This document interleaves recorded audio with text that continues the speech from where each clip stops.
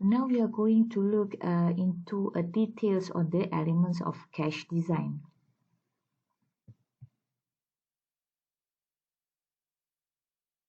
So basically, for the elements of cache design, there are several things here: cache addresses, cache size mapping function, replacement algorithm, write policy, line size, number of cache. So we are going to focus more on the mapping function, which is the direct mapping, associative mapping, and also the set associative mapping. So these are the three mapping function: direct mapping, associative mapping, and also set associative mapping. So why we need to have this mapping function? Because the cache memory is much more smaller. So there are fewer cache lines than main memory blocks, because cache line is much more smaller compared to the main memory. And an algorithm basically is needed to map the main memory blocks into the cache line. That's why we need to have the mapping function. So basically there are three types of mapping functions here: direct mapping, associative, and also set associative mapping. So we are going to look into each of the mapping function. So we start with the direct mapping. So this is the architecture, right? The architecture of the direct mapping. So this is the cache mapping, and this is the cache memory, and this is the main memory block. So basically the main memory is much more bigger compared to the cache memory. For the direct mapping, each block of main memory maps into one unique line of the cache memory.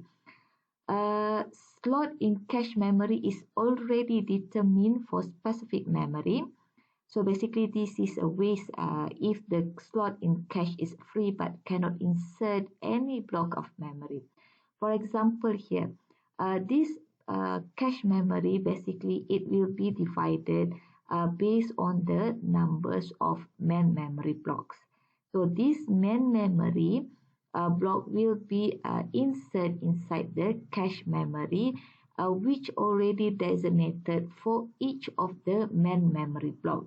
For example, B0 will be inserted into the first of the cache memory line until bm-1 of the main memory block will be mapped into this cache memory line. So what happens if we have more memory blocks here? So once finished the cache memory line, this is the end of the cache memory line. So the next block will be mapped into the first cache memory line, right? So this is the end of the cache memory line. But let's say if we have another block of the main memory, so this main memory block will be mapped into the first line of the cache memory. So basically the cache memory is already determined for specific main memory. So let's say if there is no data from this main memory block that will be inserted into the first cache memory line. So basically this line basically will be wasted because the other main memory block cannot be inserted into the first line of the cache memory. That's why it's going to be a waste because the cache line which is free cannot be inserted with the other main memory block, right? So it will compare tag from main memory with tag from cache to retrieve the data from the cache memory. So if match, it will flag 1. If not match, it will flag 0. So if block slotted in the same line, word will determine which block memory should be retrieved. So this is the main memory address architecture. It consists of the tag, line, and word. So after this, we are going to learn how to calculate the tag, line, and word based on the direct cache mapping. This is how you want to calculate the memory address based on the direct mapping function. So basically inside the memory address, it consists of the tag, line, and also word. So basically tag, line, and word is one of the main memory size. And the cache size consists of line and word only. Right, so given example here, the main memory address size is 32 gigabyte. Cache memory size is 32 megabyte, while word size is 1 byte. So you need to convert these numbers into bit representation. All right, so binary representation, 1 byte is equals to 8 bits or 2 power of 3. 1 kilobyte is equals to 2 power of 10, 1 megabyte is equals to 2 power of 20, 1 gigabyte is equals to 2 power of 30, and 1 terabyte is equals to 2 power of 40. So how you want to convert this information into bit representation? So this one is 32 gigabyte.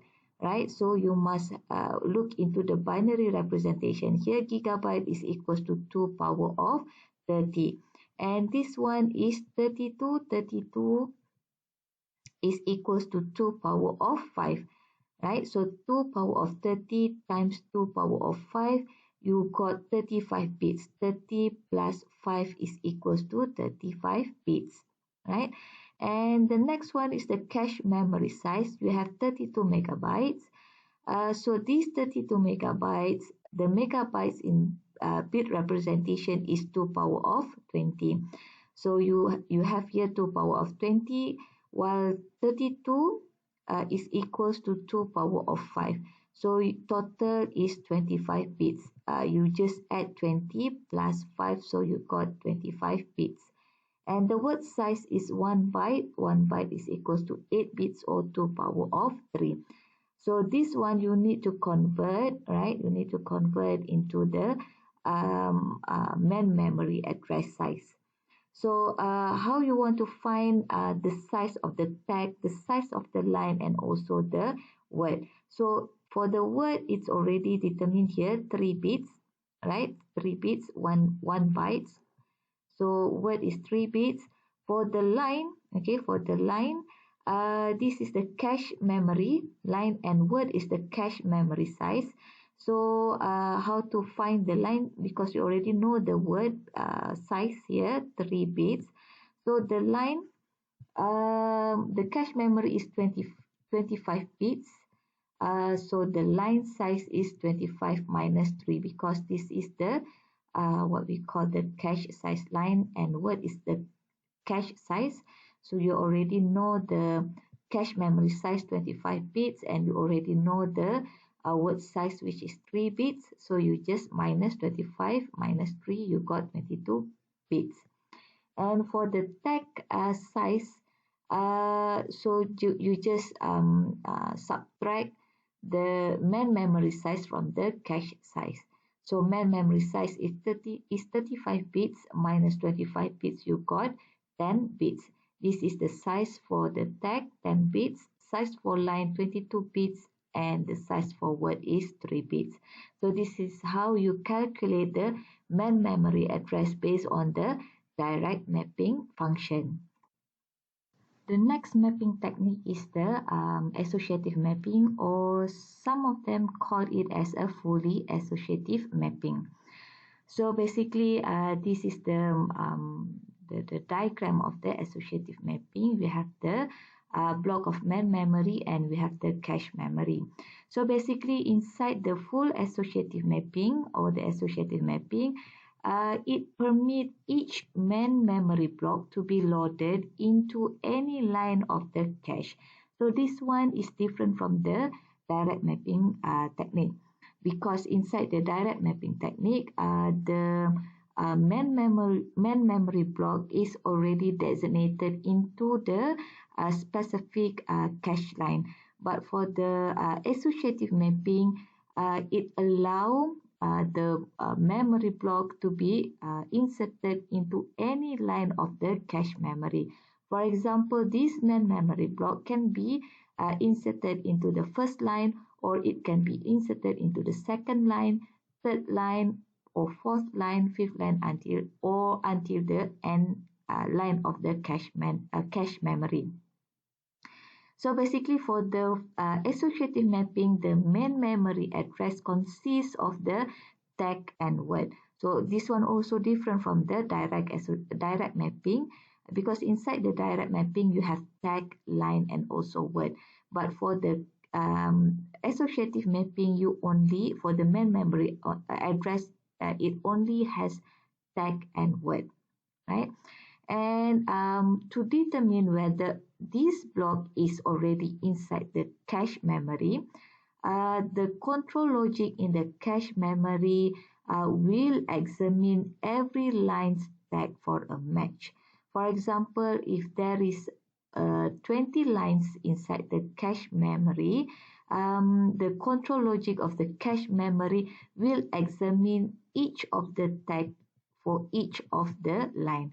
And this one is the disadvantage of the associative mapping, because the calculation can be more complex, and for the comparison it need more hardware, and when the calculation more complex, it increase cost because it include more hardware to be used inside the associative mapping.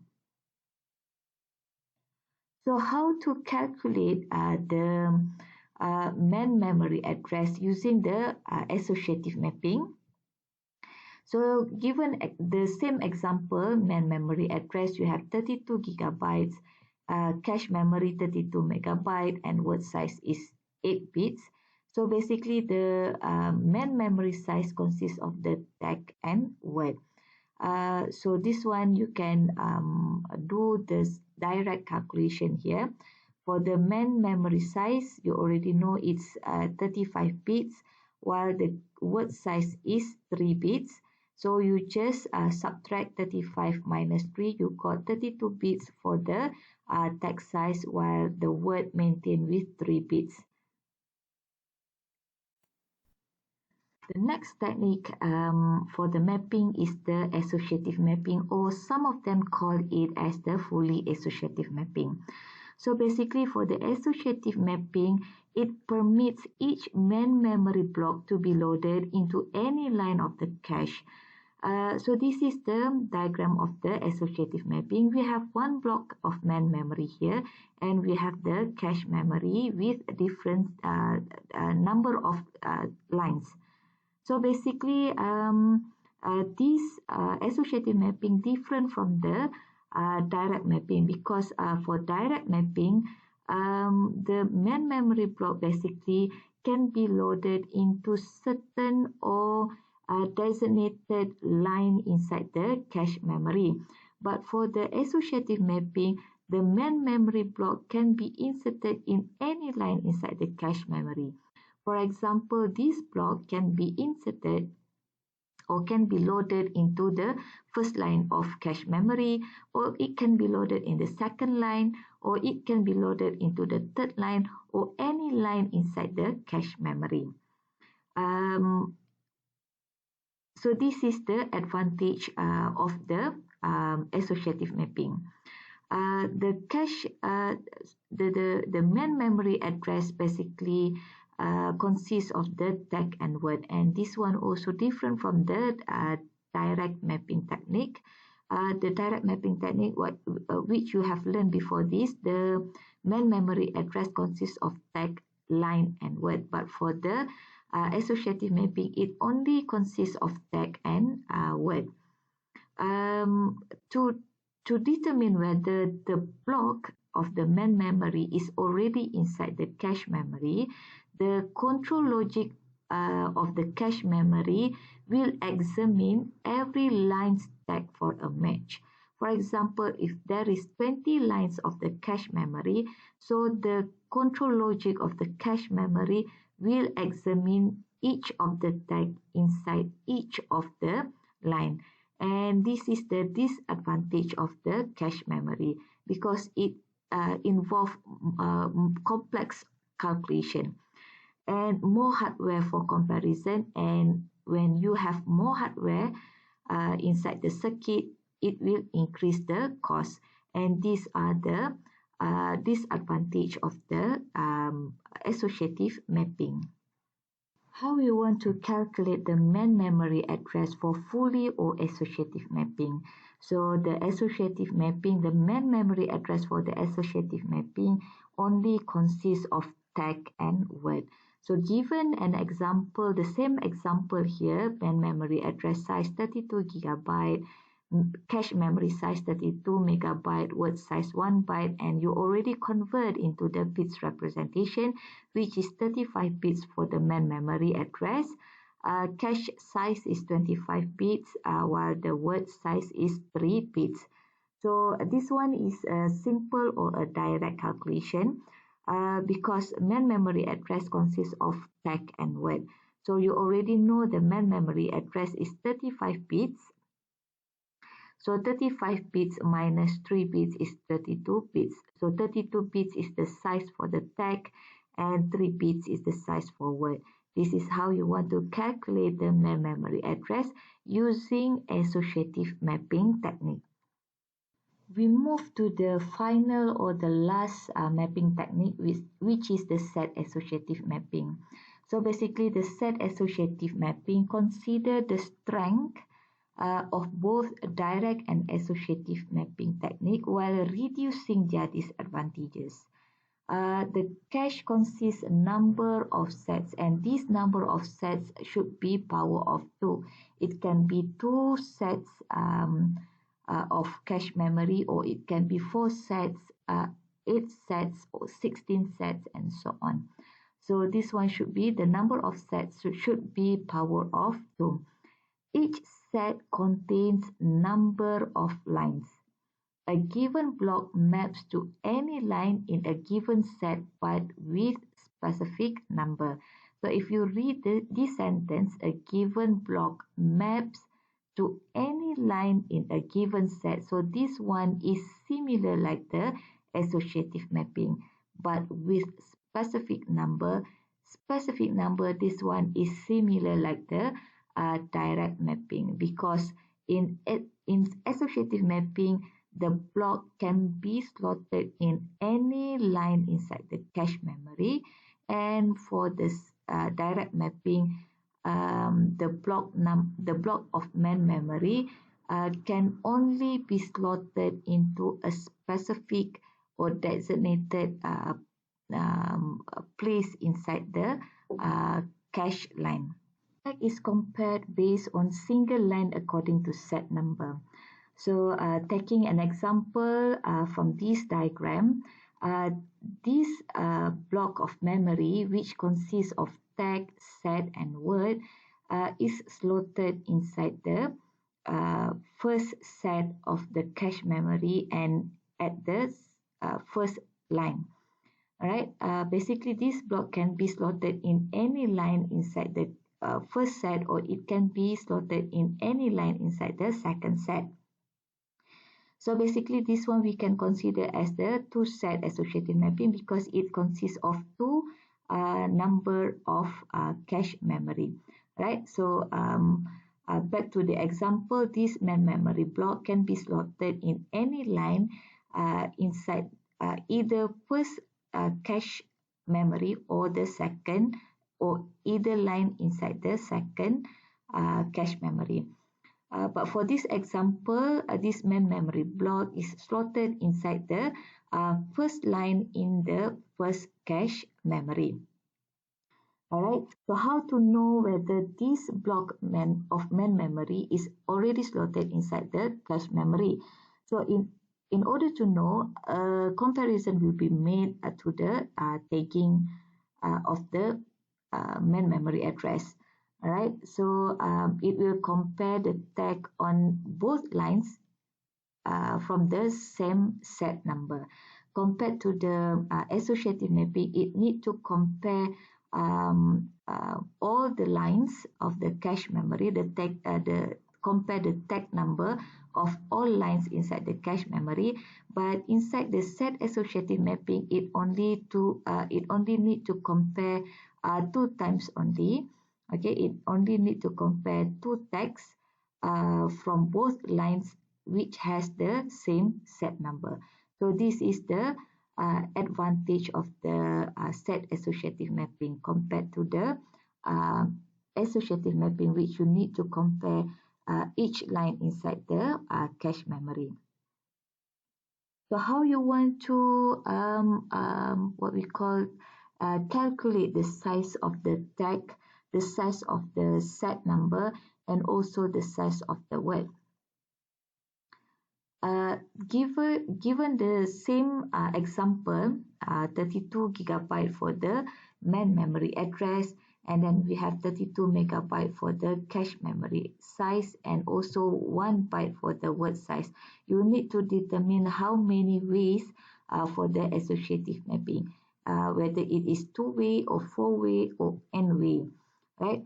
So for this example, we take a look on the 2-way or 2-set of associative mapping. So the 2-set associative mapping means that you need to divide the cache memory into 2 sets. All right, so here you have 32 megabytes. So you need to divide with 2 because you need to have 2 sets of associative mapping. So 32 divided by 2, you have 16 megabyte.